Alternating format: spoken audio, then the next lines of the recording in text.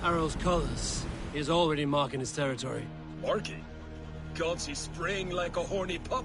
Harold may be young, but he's clever. Do not underestimate him. He came of age very quickly. You there! What are you doing? If you wish to have words, come closer.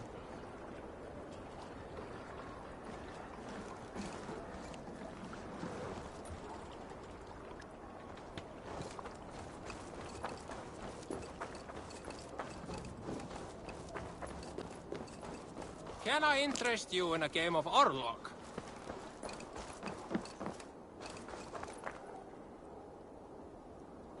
It's Eivor. Open the door. Come in, but keep your voice down. You will alert Harald's men. Where will we live? The English will fight back! The wars will never end! Or they will push us into the Christian ways! Quiet all! Give me a chance to speak.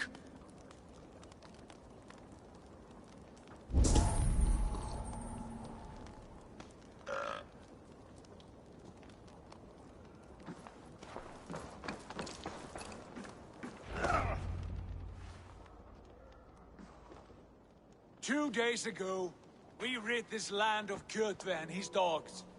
Yet today, we do not celebrate. Today we cower under a cloud of fear. But it need not be like this. We are not the heel-trodden subjects of a boy king. We are the Raven clan. Our destiny is our own. Did you know about your father's oath to Harald? I did not. And for that my anger burns hotter than any man's here. But I will not let that drive me into despair. We cannot stay in Norway.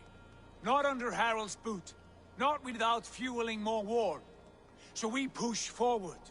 To newer lands. To England. And there make a new home. A kingdom of our own. The sons of Ragnar Lothbrok have been in England 8 winters already. Is there any land left for a clan of our size? More than enough, wife. Of the 4 kingdoms of England, only one is truly pacified. I have no desire to wear Harald's leash. I like this idea. A saga for the ages, I agree. It will take time and resources to build ourselves a new home, but the riches taken from Kjotve's raid would suffice. No. That belongs to my father, as a fair compensation. In England, we must start anew. You would start us with nothing? In a land we do not know? Among people who hate us? Kjotve's riches would go some way to easing our passage, Sigurd. I bested him. It is within my rights to claim his goods. Our leaving must not be an assault on my father. It is a time of renewal for us.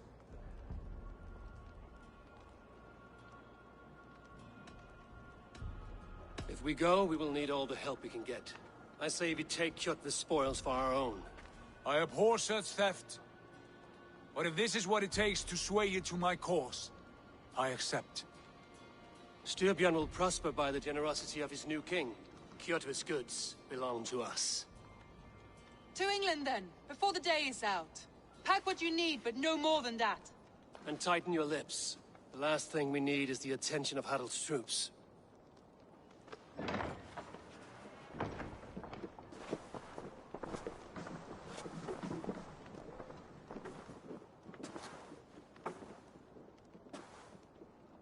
How much did you hear? Enough. A new path is revealed and your journey will be challenging. Will you not join us? For my mother's sake, I cannot. But our threads will cross again before the final day. Until then, farewell.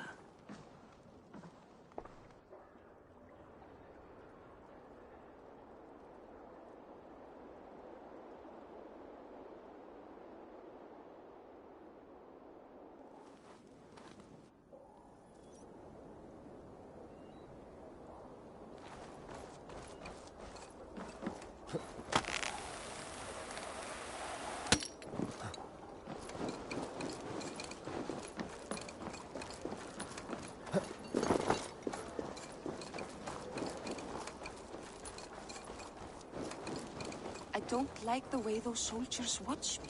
I find it flattering. You think one will marry you and carry you off to the capital? Eivor, the wind favors us. We should set sail without delay. You made quick work of packing. Well done. The dream of new lands is a powerful lure. As is the promise of glory. The act of leaving so beloved a home. There's a sadness to it. Having doubts? No, not at all. The die is cast. Then let fate guide our journey. Are you ready? I'm ready. Let us take to the water and leave unbothered while we have the chance. That chance is past. Look! Fate flies on swifter wings than we. King Harald's banner.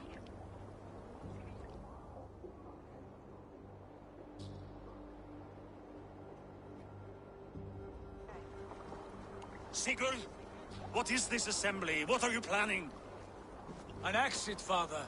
As graceful as I can. For if I cannot be king in the land of my birth, I will start a new saga. In England. Nonsense. Your place is here, son, at my side. There will be other victories soon. Other glories. My choice is made, father. Do not hope otherwise. There's nothing for me here. I must go make my name in the world.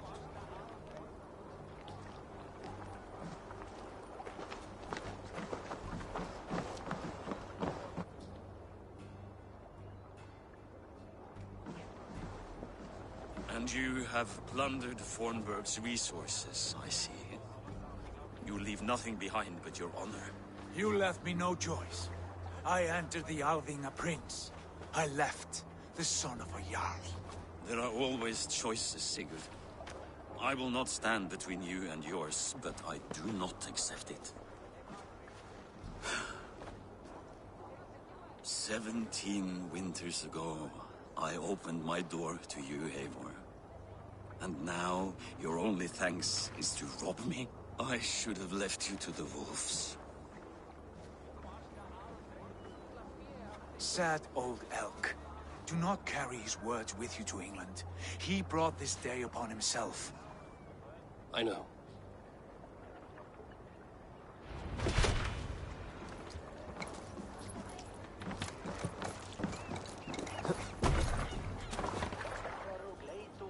The time for tears is over, you weeping sacks of wool! Put some muscle into those pulls!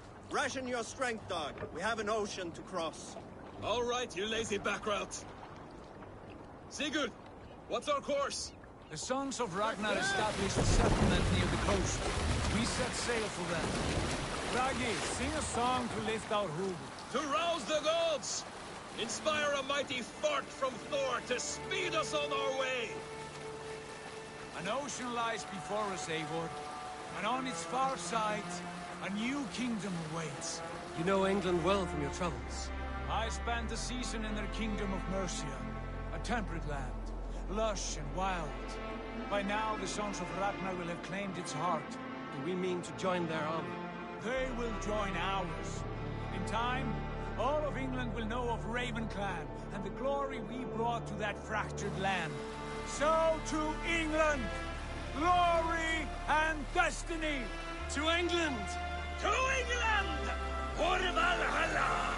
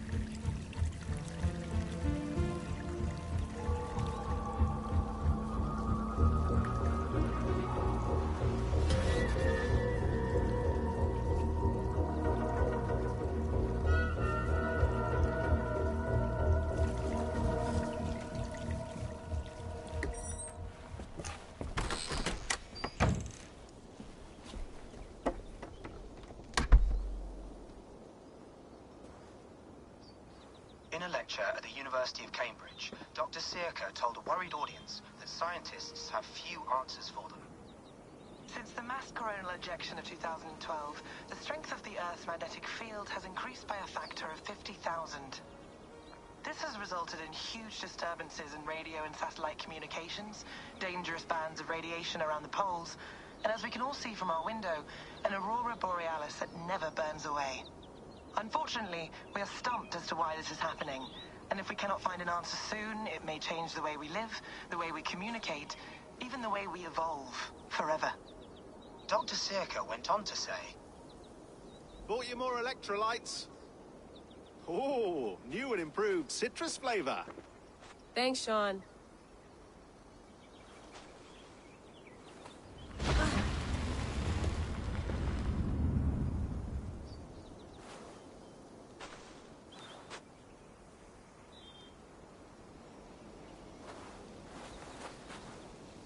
How do we fix this? How are you the key to everything?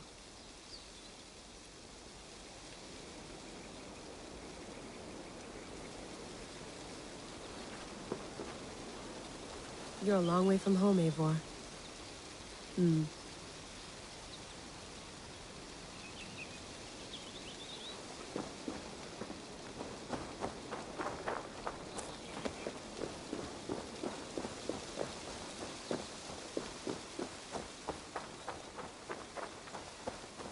Did you get my tea?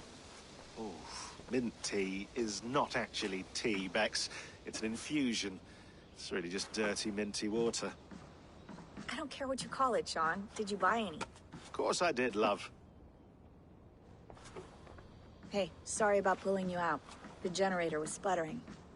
That's fine. I needed air. How is the Animus data stream? Comfortable? Felt pretty stable after a while. Good. Just give me a sec and you can jump back in.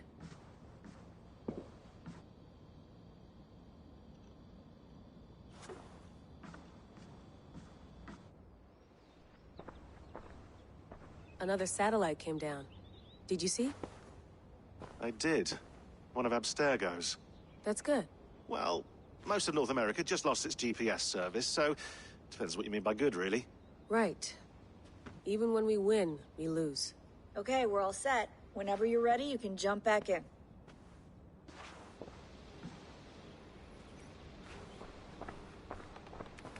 Let's have a look.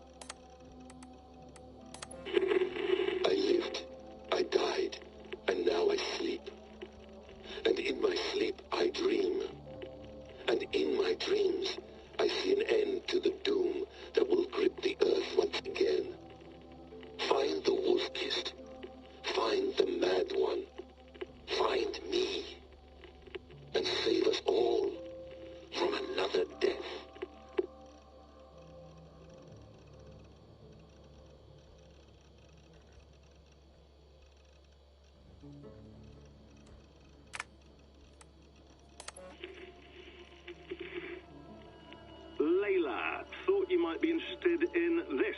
Conversations that Bex and I had with Desmond back in 2012. December, I think. Just candid talks, that's all. We didn't square any circles or write any beat poetry. But he did have some interesting insights into his time in the Animus and what it means to be an assassin. Anyway, have a listen. You might find you and he had similar experiences, so, well, let me know what you think. Unless it's to tell me I sound like a total prat in these recordings. If that's the case, just say nothing. I mean, I did have a slight cold at the time I recorded these. That's probably why I sound odd. Anyway, okay, I'm done anyway, so turn off. Turn off. Oh, it's actually just a button. Sorry, here we go.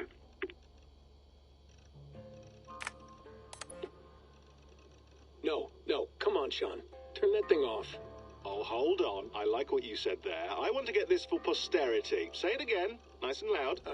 Seriously? Sure, come on. If nothing else, it'll give me leverage with your old man. Ah, that's your angle. Nice. What I said was, I wish I hadn't been born into the Assassins. I wish I had chosen this life. Is that good enough? Sure, but why is that? Because choice is the central idea of our creed. It underpins everything, right? It's about free will. It's about seeing the evidence before you and saying, yes, this is what I want.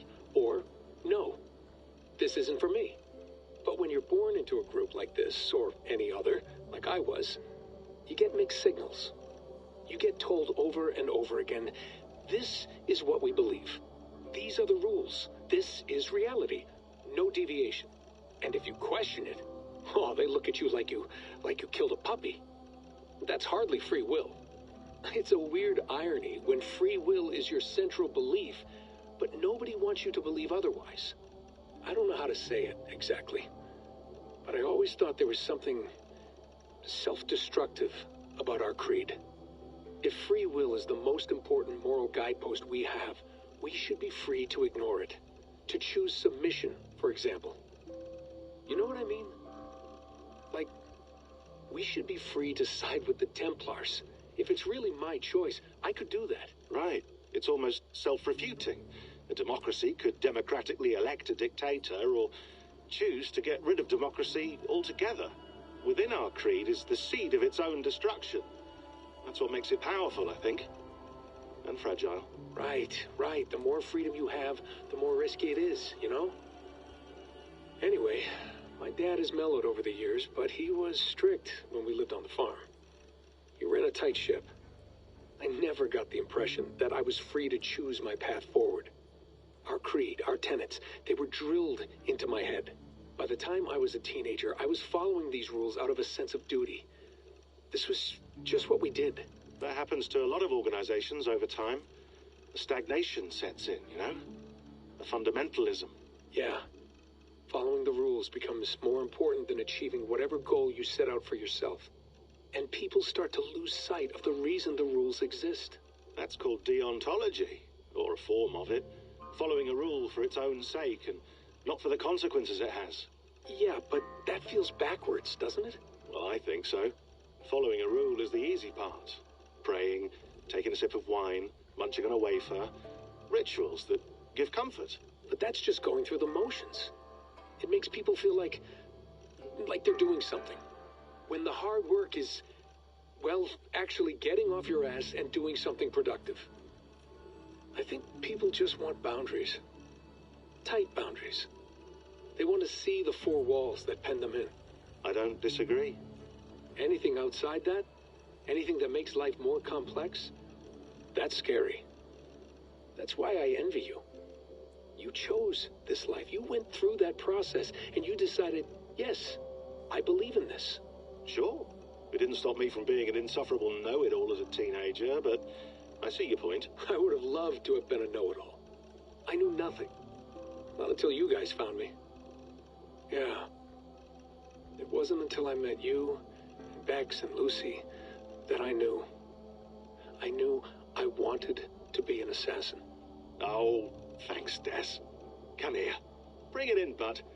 I don't normally like touching, but I'll make an exception now. I am not hugging you. You sure? Because I smell very nice today. Can you just turn that off?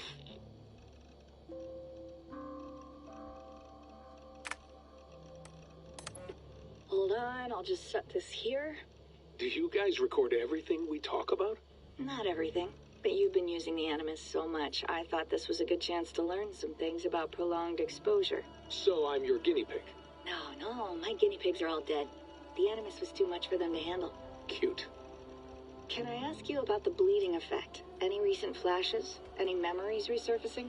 Yeah, the usual things. Ghost images of Altair and Ezio a few times a day. Nothing intrusive, just brief moments. They pass quickly, almost without me noticing. Like a figure in the corner of my eye. Or remembering a dream from the night before. I did have one extended hallucination a few days ago. It was Ezio. He was older, around the time he left Cappadocia. He was standing on the deck of a ship, alone. And through him, I could feel an intense regret or guilt. And it felt to me like he'd had a loss of faith in himself, in the creed, like he couldn't keep it up, couldn't stay true to his ideals. And as I watched him, I thought, is this the moment he decided he was done being an assassin? It felt like it. Anyway, most of my visions have been brief, lasting just a few seconds. They're like complete memories of small moments that appear suddenly out of nowhere, fully formed. It's a strange feeling. Okay, anything else? I'm starting to see Connor now, too. Though I hear his voice more often than I see him. I'm sure that will change. Oh, yeah, and yesterday, just before bed, I had a memory of being on a beach in the Caribbean with a bunch of sailors. Or maybe they were pirates. I don't know. No idea. Huh, we'll look into that. And how do you feel in general? In general? Well, I feel older, for one. Much older. And it's strangely comforting. I'm collecting the memories and skills and thoughts of so many people. I feel like I've lived a few hundred years or more. Is it possible that if I do this for too long, it'll push my own memories aside? That I'll be everyone but myself after a while? It's possible. That's called identity substitution. It's happened before, but it's rare. And someone with your background shouldn't need to worry. My background? You mean someone with my genes? My abilities? You have Isu DNA, and that lets you see things and do things and withstand traumas that other people can't. And I can suffer in ways that others can't. That's not something to be proud of. You mean the apple? Yeah. It has a pull, Bex. It tugs at my brain. It talks to me. Teases me. Drives me mad. And what I did to Lucy... God damn it. Nothing is worth the damage I did. The pain I caused. I know. But you're special. That's the point. I'm not special, Bex. I'm lucky. That's all. I understand. We're assassins. It's our creed that makes us different, not our genes, not our blood. Anyone can join us. That's true. But let's leave that aside for a second. What I want to know is, have you ever had any Isu memories resurface? Isu memories? I don't think so. I can't even begin to imagine what that would feel like. I think you'd know if you did. Maybe one day. We might be able to induce something. Jesus, let's fix the world first, okay? Before we start digging up my ancient ancestors. Deal. With my luck, I'll be related to some third-rate Isu like Sisyphus or something. Way to aim high, buddy. Hey, you gotta.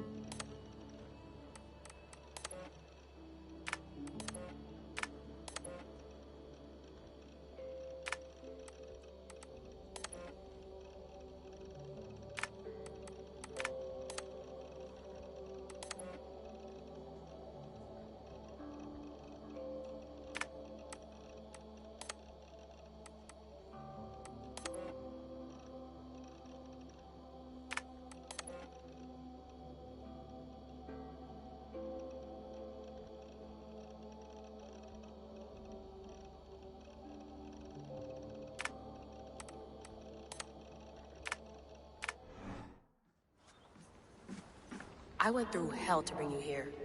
It had better be worth it.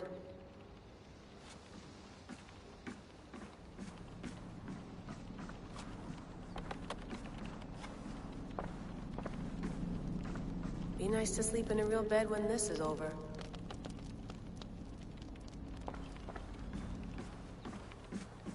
Feeling okay? Better.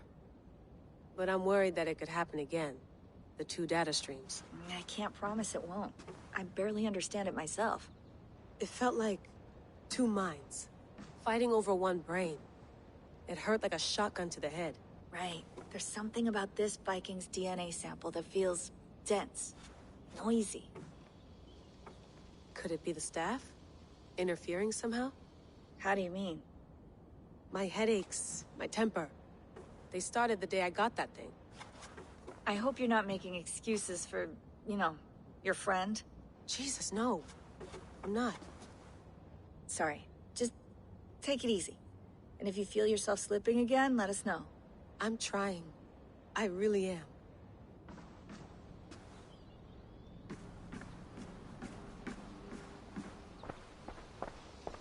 Hello, Layla.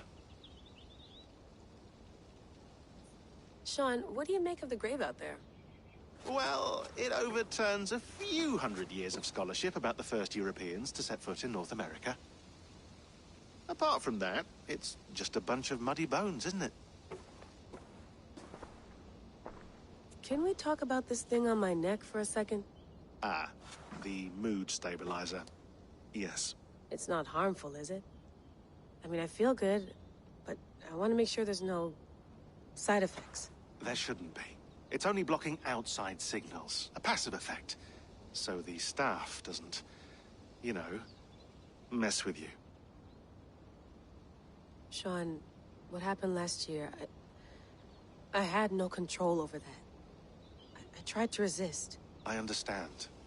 And your old team, maybe they don't. But we've seen that sort of thing before. Still, if you want to work with us and get to the bottom of why the world is about to end for the second time in 8 years, then you wear that thing until we say otherwise. William's orders. I know. It's not a problem. It's just a few more weeks, yeah? Just until we figure this out. You're right. I know you're right. Sean has been busy.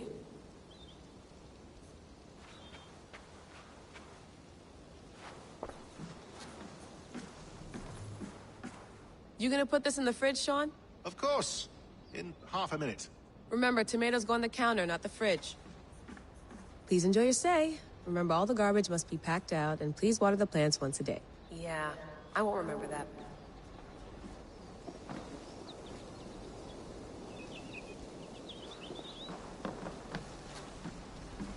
Sean, don't forget to water the plants while I'm under, okay? I'll add it to the calendar and tattoo it on my leg.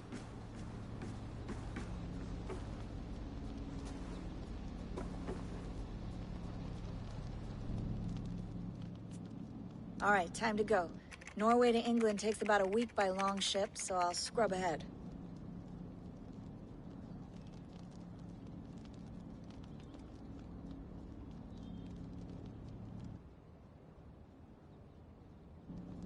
Layla, you okay?